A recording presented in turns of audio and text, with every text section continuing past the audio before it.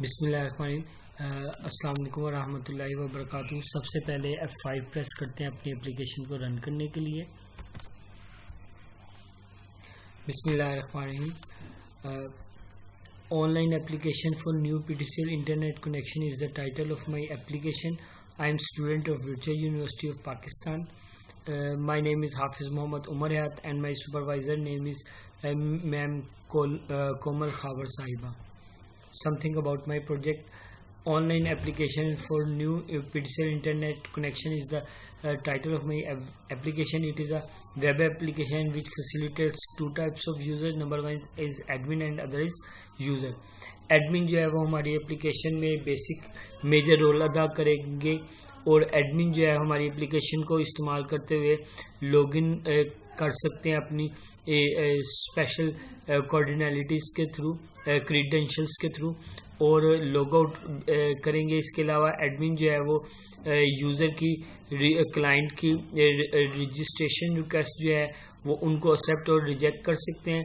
इसके अलावा एडमिन जो है वो डिफरेंट इंटरनेट कनेक्शन जो हैं उनकी स्पीड, उनके डिटेल्स के साथ और पैकेज और प्राइस वगैरह के साथ जो है वो उसको ऐड करेंगे।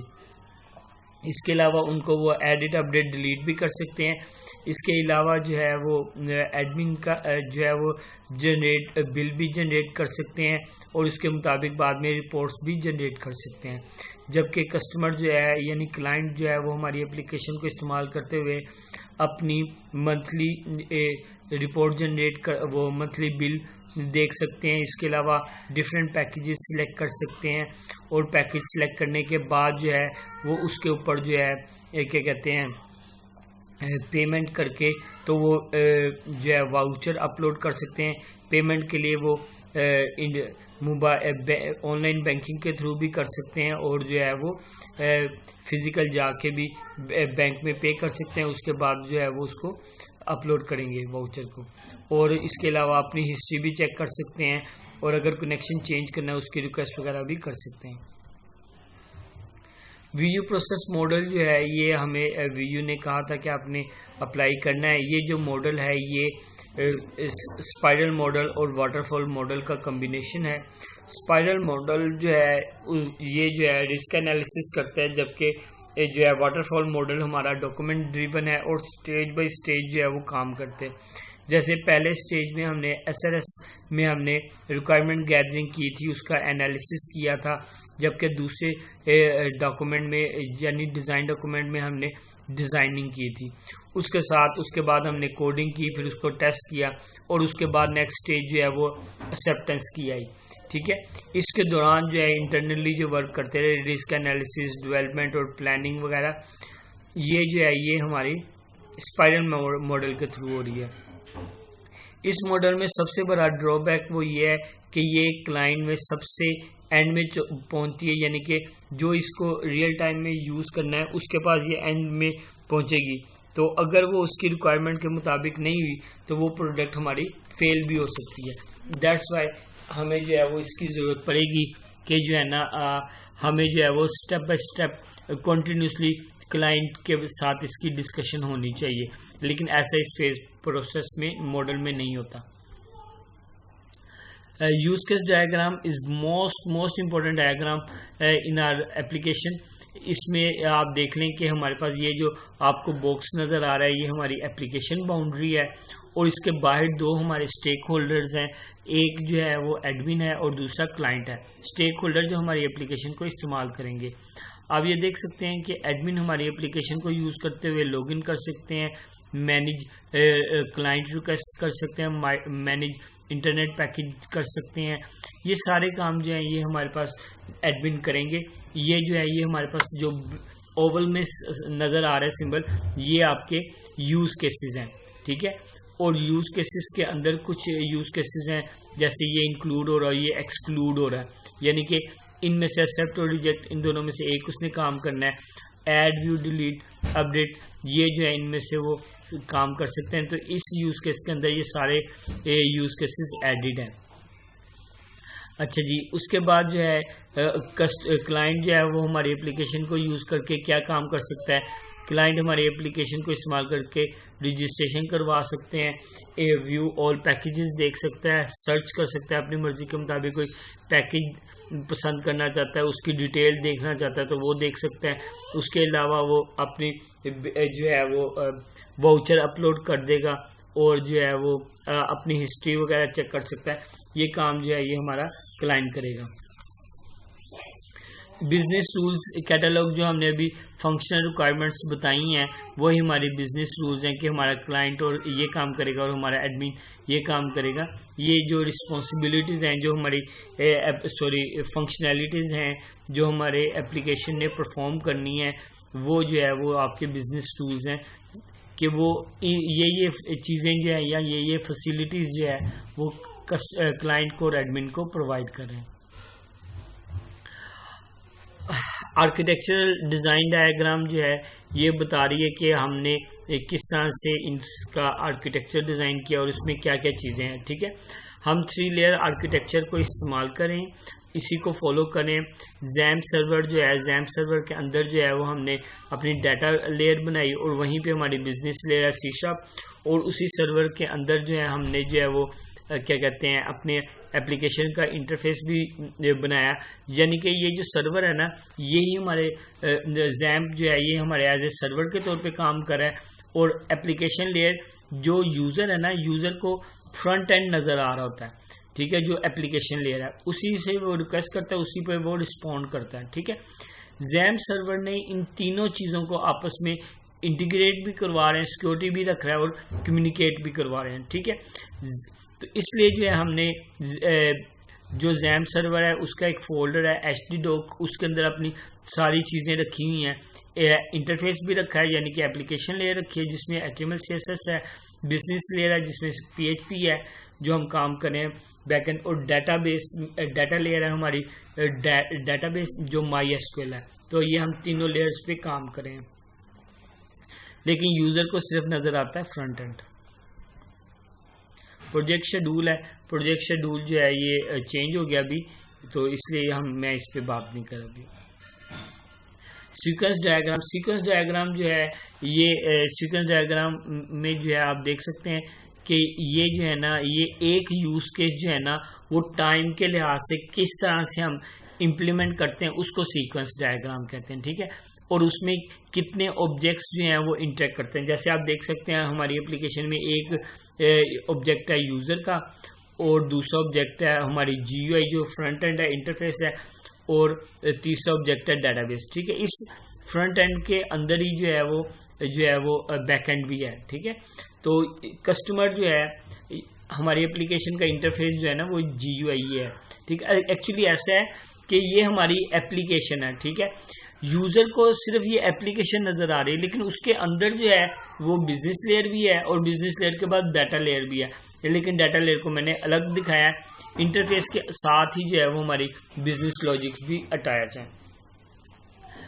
आपको ये वर्टिकल लाइन डॉटेड लाइन नज़र आ रही है, ये हमारी टाइम लाइन्स है।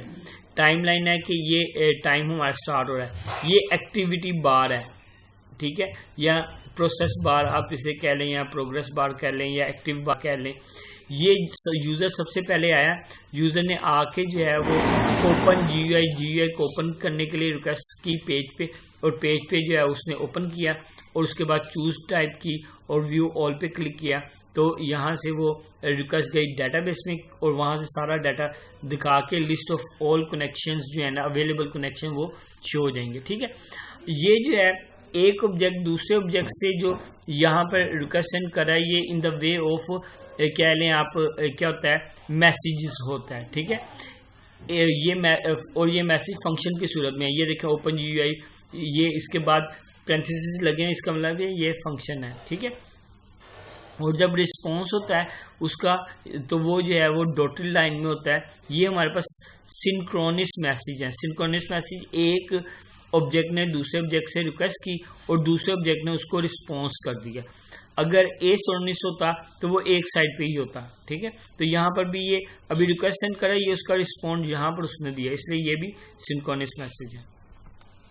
अच्छा जी, दूसरी चीज़ एडिट इंटरनेट कनेक्शन। अब इसमें देखें कि हमारे पास इंटरनेट कनेक्शन जो है वो यूज़र आया, यूज़र ने सबसे पहले एडमिन पैनल में गया, यूज़र एडमिन है असल में, ठीक है, और उसने जो है वो चूज़ की कैटेगरी आईडी और उसको व्यू किया, उसके अंदर से जो है कनेक्शन आईडी को व्यू किया और उस कनेक्शन की सारी डिटेल ले ली। फिर उसको उसने एडिट किया, एडिट करने के बाद अपडेट के बटन पर क्लिक किया तो वो अपडेट हो गया डाटाबेस में और उसे मैसेज आया डाटा इज अपडेटेड सक्सेसफुली। जी, लॉजिकल मॉडल और क्लास डायग्राम ये जो है ये हमारी एक क्लास डायग्राम है और हम बता रहे हैं कि लॉजिकली हमारी एप्लीकेशन जो है वो उसके कितने हिस्से हैं और वो जो है वो क्या क्या काम करें, ठीक है। लॉजिकल मॉडल एक बनाया, ठीक है, इसको आप क्लास डायग्राम भी कहते हैं। अब क्लासेस जो है ना, इसमें आपको डिफरेंट क्लासेस नज़र आ रहे हैं, उनके आपस में रिलेशनशिप नज़र आ रहे हैं।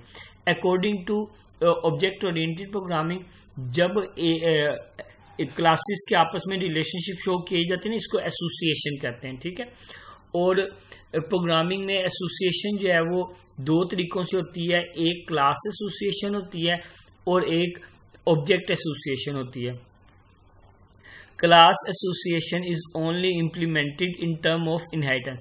जब आपने दो क्लासेस को आपस में जोड़ना हो ना तो उसका एक ही तरीका है, उसको कहते हैं इनहेरिटेंस। उसके अलावा जो है वो दूसरी चीज़ें जो है वो ऑब्जेक्ट एसोसिएशन कहलाती हैं, ठीक है। मैं जैसे यहाँ पर आप देखें कि यूज़र है, उस टाइप है एडमिन और क्लाइंट। अब user is a kind client is a kind of user and admin is a kind of user, ठीक है। तो यूज़र हमारा पेरेंट है और एडमिन और क्लाइंट इसके चाइल्ड हैं। इसका बेसिक फ़ायदा क्या होता है, रीयूजेबिलिटी। यहाँ पे आपको number of code, lines of code जो है वो कम हो जाता है और एक ही डाटा को आप बार बार यूज़ कर लेते हैं, जिसकी वजह से आपकी कोड रीडेबिलिटी इंक्रीज हो जाती है और जो है वो क्या कहते हैं, कॉम्प्लेक्सिटी सिस्टम की कम हो जाती है।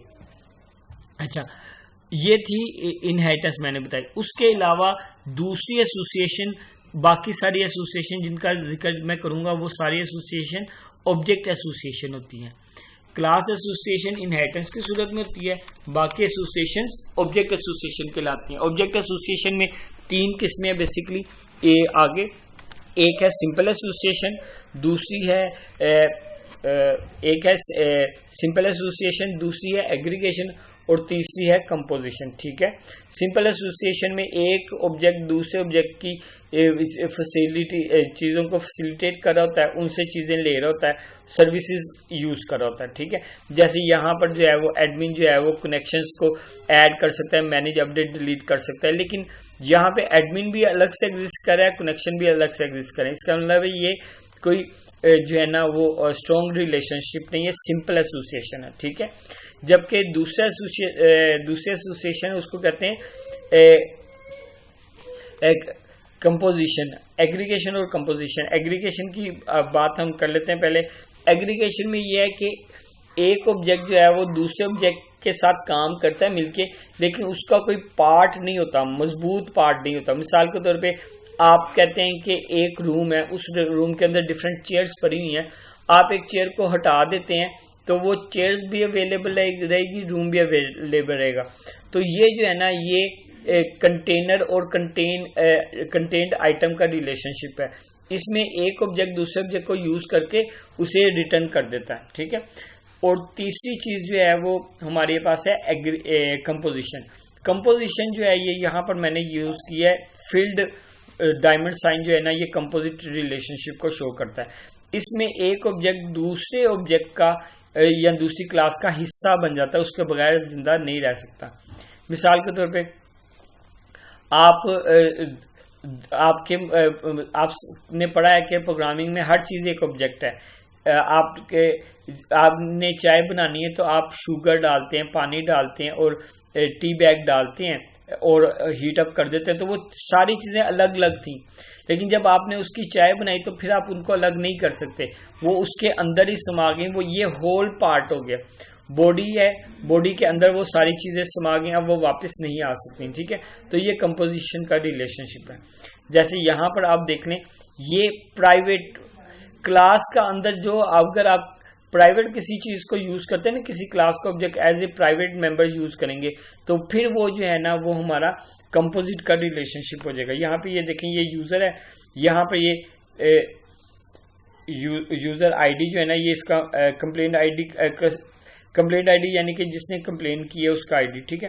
तो ये उसका जो है वो हो जाएगा कंपोजिट रिलेशनशिप। यहाँ पर भी देखें, ये क्लाइंट है, क्लाइंट की यहाँ पे आ रहा होगा कस्टमर आईडी। अब ये कस्टमर आईडी जो है ये कंपोजिट रिलेशनशिप है। यहाँ पे ये प्राइवेट में है, ये नीचे फंक्शन पब्लिक है और ये प्राइवेट है। इस तरह से ये काम करें। नेक्स्ट जो है ये हमारी बहुत इंपॉर्टेंट डायग्राम है, ईआरडी डायग्राम। इसमें आपको ये जो क्या कहते हैं रेक्टेंगल्स नज़र आ रही हैं, ये हमारी डिफरेंट एंटिटीज़ हैं, और ये जो आपको एट्रीब्यूट्स नज़र आ रहे हैं ये हमारे जो है वो ओवल साइन में एट्रीब्यूट्स हैं। इनमें एक यूनिक एट्रीब्यूट है जिसको हमने की लगाई हुई है, ये हमारा प्राइमरी एट्रीब्यूट है, ठीक है। अकॉर्डिंग टू रूल्स एक एंटिटी दूसरी एंटिटी से कम्युनिकेट नहीं कर सकती विदाउट एनी रिलेशनशिप। तो इनके दरमियान में वन टू मैनी का रिलेशनशिप है, और ये रिलेशनशिप जो है वो क्या कहते हैं डायमंड के साथ शो किया जाता है, ठीक है। और इसकी कोऑर्डिनैलिटी क्या है, वन टू मैनी, ठीक है, एक और ज्यादा का रिलेशनशिप है, ठीक। एक यूजर है वो डिफरेंट कस्टमर कनेक्शंस रख सकता है और डिफरेंट कंप्लेंट्स वो कर सकता है, और कस्टमर बिल्स उसके डिफरेंट जनरेट हो सकते हैं, ठीक है। तो ये वन टू मैनी का रिलेशनशिप है। इसी तरह से वन टू वन का भी रिलेशनशिप हो सकता है, मैनी टू मैनी का भी रिलेशनशिप हो सकता है। मैनी टू मैनी के रिलेशनशिप में 3 एंटिटीज यूज होती हैं, ये बात याद रखिएगा। और ये जो प्राइमरी एट्रीब्यूट है यानी प्राइमरी की है, ये जब दूसरे टेबल में हम रेफरेंस यूज करेंगे तो वो हमारी वहां पे फॉरेन की बन जाएगी, लाइक दिस। यहाँ पे देखें ये यूजर है, यूजर में यूजर नेम है, ये उसका प्राइमरी की है। अब ये यहाँ पे यूज हो रही है दूसरी जगहों पे, तो ये एज ए फॉरेन की इस्तेमाल हो रही है, ठीक है। और ये डेटाबेस है, ये दरअसल डेटाबेस डायग्राम में डिफरेंट टेबल्स हैं और उनका आपस में रिलेशनशिप है, इसलिए इसको हम कहते हैं ये रिलेशनल डेटाबेस हमने बनाई है, जिसमें यहाँ पे ये वन टू मैनी का रिलेशनशिप है। ये वन का मतलब एक और इन्फिनिटी का मतलब मैनी का रिलेशनशिप है। ये हमारा यूजर इंटरफेस है, और टूल्स जो मैंने इसमें यूज किए XAMPP सर्वर है, PHP, MySQL, notepad, MS office, Google Chrome और IIS इस्तेमाल किया। उम्मीद करता हूँ डियर स्टूडेंट्स आपको ये चीज़ समझ आ गई होगी। मज़ीद मेरी वीडियोस देखने के लिए मेरा चैनल सब्सक्राइब करें। शुक्रिया।